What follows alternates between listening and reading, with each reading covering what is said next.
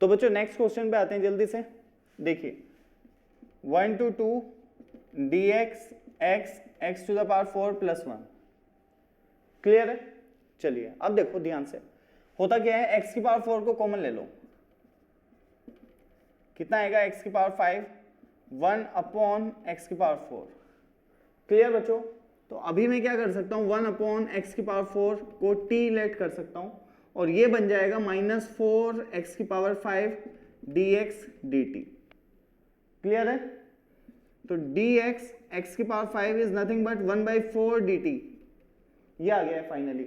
चलिए इसको यहाँ पे पुट करने जा रहे हैं हम जल्दी से, ये आएगा -1/4 dt and divided by t। देखो dx अपॉन x की पावर 5 तो -1/4 dt में चेंज हो गया, -1/4 ये और ये, लिमिट भी चेंज कर लो, 1 रखोगे तो कितना आएगा, t की वैल्यू 2 आएगी, 1 रखेंगे तो क्या आएगा 2, एंड 2 रखोगे तो 2 रखेंगे तो बहुत अजीब आएगा, मतलब 17/16 ऐसा कुछ आएगा, 17/16। नो प्रॉब्लम, हमें तो कोई दिक्कत नहीं है, एक बार बस चेक कर लेता हूँ। 1 से 2 दिया है तो 2 रखने पे यहाँ पे 16 बन जाएगा और ये आएगा 17/16, बिल्कुल सही है। तो बेटा ये कन्वर्ट हो गया कि इसमें ln t और 2 से 17/16, 2 से 17/16, ठीक है, बस इसमें पुट कर लो, कोई भी दिक्कत ना होनी चाहिए आई थिंक। 17/16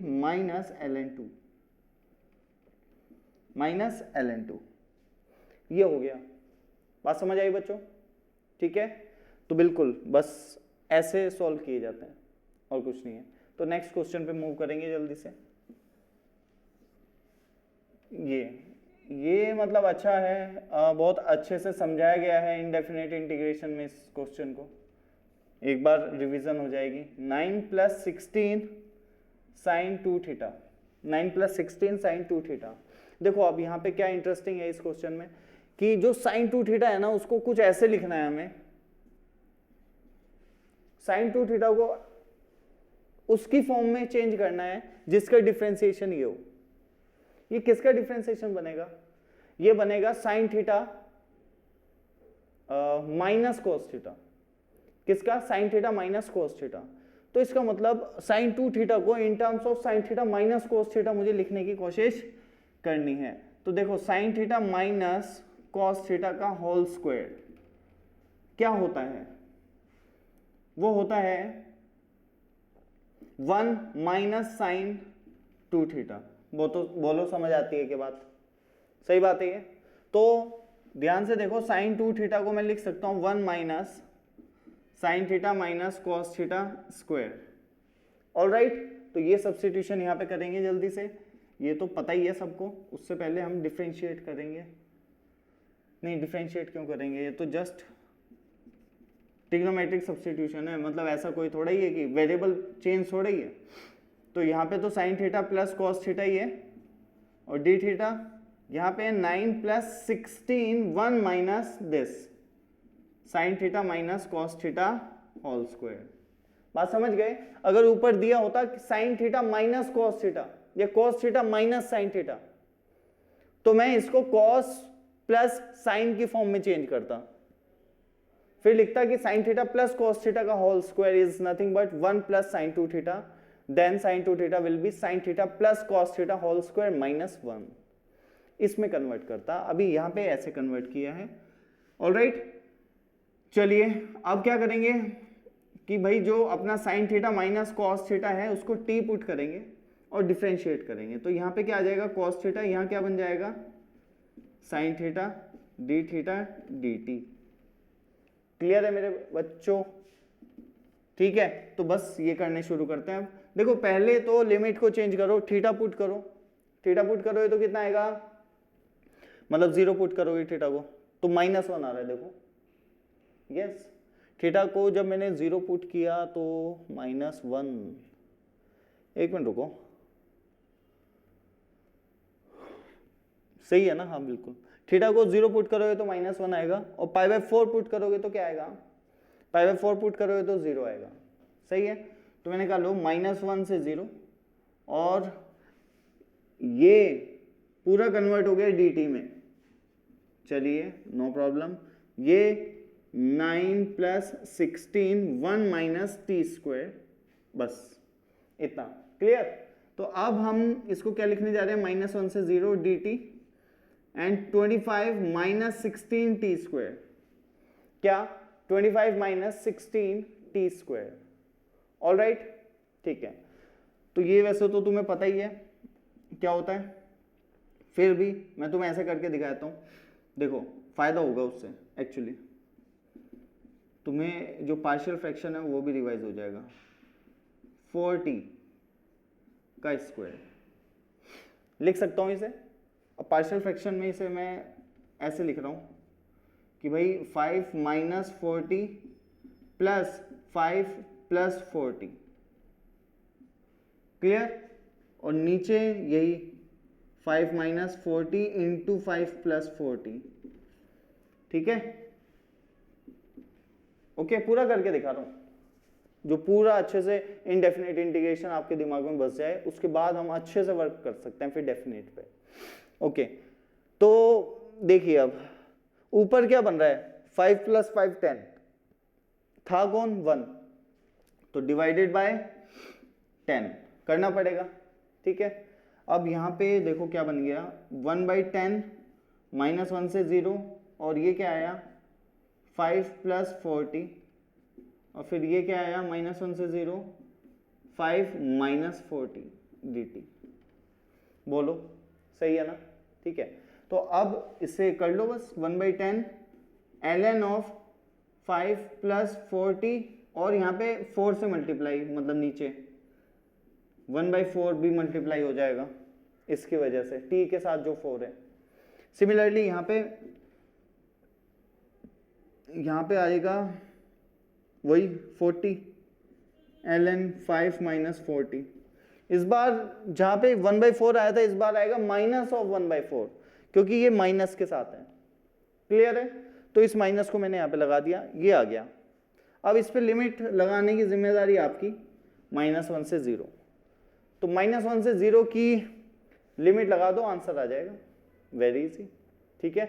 तो कोई टेंशन नहीं है, एक बार 0 पुट कर दो, 0 पुट करोगे तो समझ आ रहा होगा सेम बनेगा, और जो -1 पुट करोगे तो देख लेना जो भी बनेगा।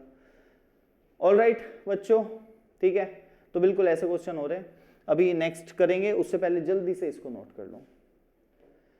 चलिए जल्दी ये देखते हैं नेक्स्ट वन, दैट इज -1 से 1 d of dx 1/1 plus e to the power 1/x dx। देखो इसे ऑब्वियसली तुम्हें दिख रहा है कि क्या लिख रखा है, डिफरेंशिएशन ऑफ दिस, उसका इंटीग्रेशन, तो ऑब्वियस है आंसर आएगा ये, इतना तो सभी को कंफर्म होगा। इंटीग्रेशन का जो आंसर आएगा वो ये आएगा। लेकिन अगर आप ध्यान से देख पा रहे हैं तो ये जो फंक्शन है 1/1 प्लस e की पावर 1/x, ठीक है, ये non differentiable, sorry non differentiable as well as discontinuous function है। At x equal to 0 it is discontinuous, समझ आ रहा है। अगर x को 0 पुट किया तो ये तो नॉट डिफाइंड बन जाएगा e की पावर में, समझ गए। तो मैं क्या कह रहा हूं कि भाई ये तो नॉन डिफरेंशिएबल भी फंक्शन हुआ, और आप ये भी कह सकते हैं कि ये डिसकंटिन्यूअस फंक्शन है। तो डिसकंटिन्यूअस फंक्शन जहां पे जिस लिमिट पे डिसकंटिन्यूअस होता है वहां पे लिमिट को ब्रेक करना पड़ता है, यू नो वेरी वेल, ये आपको बताया गया है। तो मैं क्या करूंगा, -1 से 0, क्या 0 नेगेटिव याद होगा, एंड 0 पॉजिटिव से 1, कुछ ऐसे हम इसको करेंगे, ठीक है। चलिए तो सबसे पहले यहां पे लिमिट लगाते हैं। 0 नेगेटिव मैटर करता है, 0 नेगेटिव या 0 पॉजिटिव, ये तुम्हें पता है लिमिट्स में। तो देखो यहां पे अगर मैं 0 नेगेटिव रखूं तो ये क्या आएगा, e की पावर में, e की पावर में आएगा -∞, और e की पावर -∞ इज नथिंग बट 0, तो ये 0 होगा ये टर्म, तो ओवरऑल क्या बनेगा 1 माइनस, अब डालेंगे -1, तो e की पावर -1, मतलब यहां x की जगह -1 डालोगे तो e की पावर -1, उसको गोल घुमा के ऐसे भी लिख सकते हो, अरे ऐसे, इसको e/1 + e लिख सकते हैं कि नहीं, ठीक है, वही किया है बस। ओके, प्लस अब देखो 1 पुट करो, 1 पुट करोगे तो क्या आएगा 1/1 प्लस ई माइनस 0 पॉजिटिव, तो e की पावर में क्या बनेगा इस बार इंफिनिटी। तो अगर ये e की पावर इंफिनिटी तो ओवरऑल क्या आएगा इंफिनिटी। तो 1 plus infinity infinity, something upon infinity tending to what 0, because it is not 0, it is tending to 0, hence it will also be tending to what 0 overall। तो ये क्या आ जाएगा 0। तो फाइनल आंसर इज दिस। अच्छा, इसे क्या लिख सकता हूँ 1 प्लस ई, और ये क्या है 1/1 प्लस ई, बिल्कुल करेक्ट है। तो 2/1 प्लस ई आपका आंसर होगा। क्लियर बच्चों? अच्छा, अब एक बार देखते हैं कि अगर मैं डायरेक्ट लिमिट लगाता तो भी क्या आंसर सेम आता। कई बार आ जाता है लेकिन वो मेथड गलत होता है।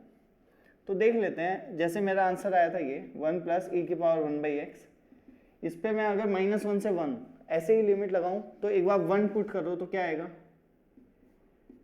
1 प्लस ई, माइनस 1 पुट करोगे तो क्या आएगा 1 प्लस ई की पावर -1, तो ये आ गया 1 प्लस ई माइनस ई 1 प्लस ई। इसे मैं लिख सकता हूँ ऐसे। तो बिल्कुल डिफरेंट है, देखो आंसर इस केस में आंसर डिफरेंट है, इसमें अलग है। तो करेक्ट वन इज दिस। ठीक है, तो याद रखें, पहले देख लें कि डिसकंटिन्यूअस तो नहीं है उस लिमिट में। अगर डिसकंटिन्यूअस है तो उसी पॉइंट पर ब्रेक कर दो लिमिट्स को, ये ध्यान रखिएगा। ठीक है, बेसिक सी चीजें हैं, पता होनी चाहिए। ऑलराइट, तो बच्चों जल्दी से इसे नोट कीजिए।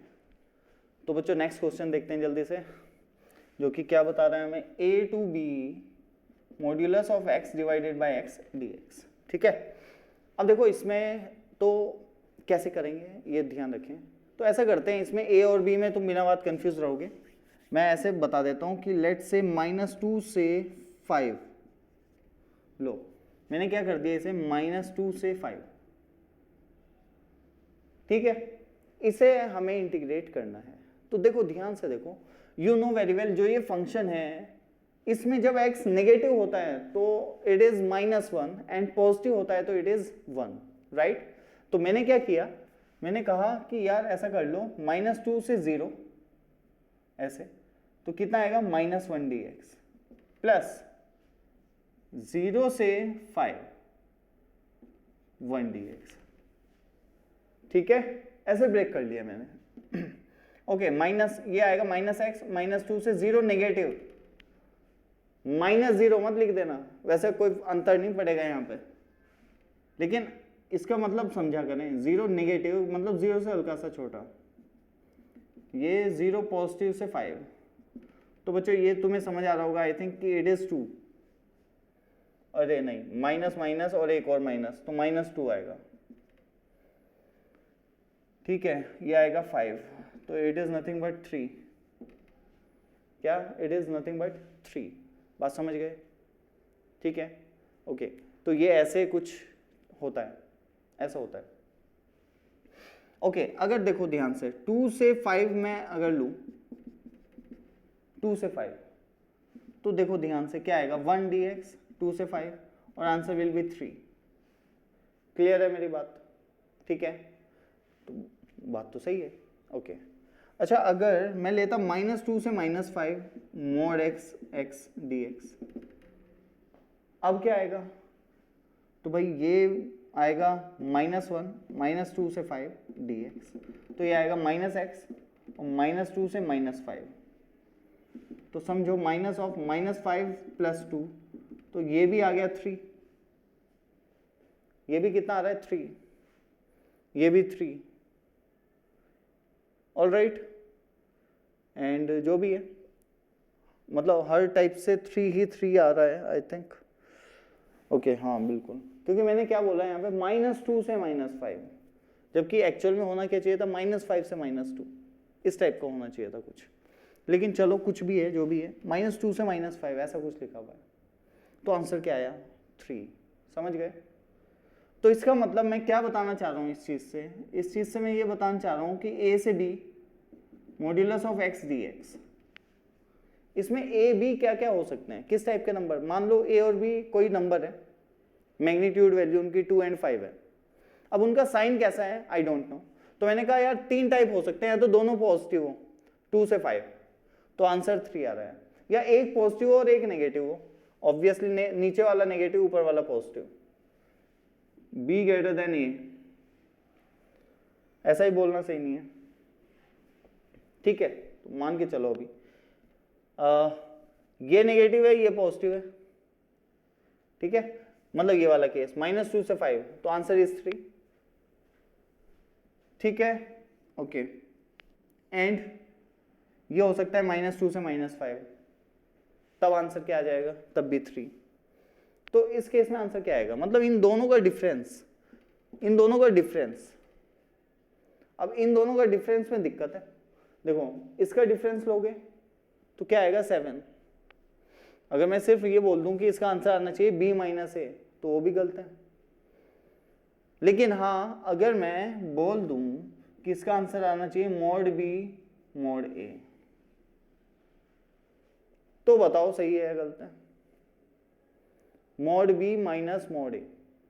अब देखो ध्यान से, कब गलत हो सकता है कब सही, तो मैं ग्राफिकली जा रहा हूं, ऐसा होता है graph, you know very well, यहाँ पे ओपन इंटरवल होता है, ठीक। अगर लिमिट यहां से यहां तक ली गई है, मतलब इस डायरेक्शन में, तो ऑब्वियसली नेगेटिव आएगा। लेकिन अगर मैं यहां पे मेंशन कर दूं कि modulus of a is less than modulus of b, समझ गए, जो ये नीचे वाला बंदा है मॉड्यूलस ऑफ ए, वो क्या है, less than modulus of b. तो इसका मतलब अगर मैं बोल रहा हूं कि मॉड्यूलस वो ए से नेगेटिव साइड में, नेगेटिव साइड में अगर बोल रहा हूं मैं कि ए से बी, मान लो ए और बी है नेगेटिव, अब मॉड्यूलस ऑफ ए जो है वो मॉड्यूलस ऑफ बी से छोटा है, तो एक्चुअल में जो बी होगा वो छोटा होगा ए से, क्योंकि नेगेटिव में बात हो रही है। तो मैं बड़े से छोटे की ओर जा रहा हूं, ऊपर से है नेगेटिव पोर्शन, तो आंसर कैसा आएगा, पॉजिटिव। अदरवाइज इस केस में तो आना ही है पॉजिटिव। तो finally answer should be modulus of b minus modulus of a. Alright बच्चों, तो कुछ ऐसा आंसर आएगा, वो तो तुम देख सकते हो अपने दिमाग लगा के, जैसा भी क्वेश्चन या उसके ऑप्शंस हो उसके अकॉर्डिंग, ठीक है। तो ठीक है, इसको जल्दी से कॉपी करो, फिर नेक्स्ट क्वेश्चन देखेंगे। तो बच्चों नेक्स्ट पे आते हैं जल्दी से। ये क्या है, देखो ln2 ln3 fx dx, ln2 ln3 fx dx दिया हुआ है, ओके, मतलब बताना है fx एंड dx। और ध्यान से देखो, जो fx दिया गया है वो है e की power minus X plus 2 into E की power minus 2x plus 3 into E की power minus 3x and so on up to infinite. ऐसी कोई कहानी है। तो ध्यान से देखिए कि जो ये चीज़ है, इसका हम या तो एक एक टर्म का इंटीग्रेशन करते जाओ, ठीक है, या साफ सी बात है यार, ये जो चीज़ है fx, ये इसका डिफ्रेंसिएशन है, ये minus of this plus a की power minus 2x plus a की power minus 3x and so on up to infinite. इस चीज़ का डिफ्रेंसिएशन है कि नहीं, कौन, ये fx। इसे डिफ्रेंशिएट करोगे तो यही तो मिलेगा, ठीक है, ओके। अच्छा, मैंने क्या किया अब मैंने कहा कि यार ये तो जो ये वाली सीरीज बन रही है ये तो जीपी में है, जिसका रेशियो, कॉमन रेशियो क्या है, e की पावर माइनस एक्स। तो a फर्स्ट टर्म है e की power minus x and common ratio भी e की power minus x. All right, तो इस चीज को मैंने ऐसे लिख लिया, एक मिनट, 1 अपॉन e की power minus x, sorry e की पावर x माइनस 1, इस चीज को ऐसे लिख सकता हूं, और बाहर है माइनस ऐसे, तो it is nothing but d of dx of 1 upon 1 minus e की पावर x। ये पूरी कहानी, मतलब जो ये fx लिखा हुआ है ना, उसको मैं ये लिख सकता हूं। तो ठीक है, मैंने यहाँ पे करना शुरू किया, मैंने कहा ln2 ln3 1 upon sorry d of dx of 1 upon 1 minus e की पावर x, ठीक है बच्चों, एंड इसकी वैल्यू निकालनी है मुझे इनटू dx। अब मैंने देखा कि यार ये फंक्शन कहाँ पे डिसकंटिन्यूअस है, ये भी देखना जरूरी है।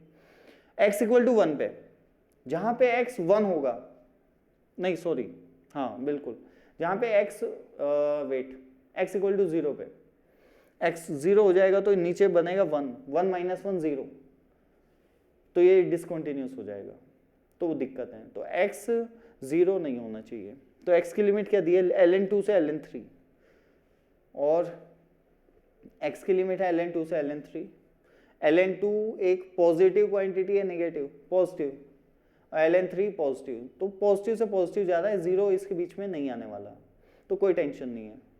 अगर कुछ ऐसा होता ln1/2 से ln3, तब ln1 0 बनता, वो उसके बीच में आता है ln1/2 से ln3 में, ठीक है। तब मुझे ln1 पर मतलब 0 पर हमें लिमिट को ब्रेक करना होता, ठीक है। लेकिन यहाँ पे ऐसा नहीं होगा।